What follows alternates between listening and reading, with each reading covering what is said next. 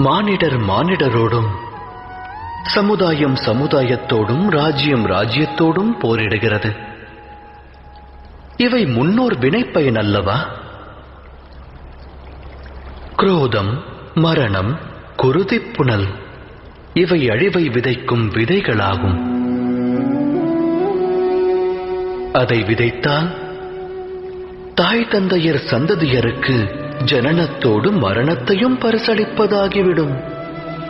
அன்பெனும் பிரகாசத்தோடு அழிவெனும் கார் இருளையும் வழங்குபவராவீர்கள். வழங்கிய இருள் அவனது வாழ்வையும் பீடிக்குமேயானால் அவனது சந்ததியினருக்கும் அப்பரிசையே அவன் வழங்குவான் அல்லவா?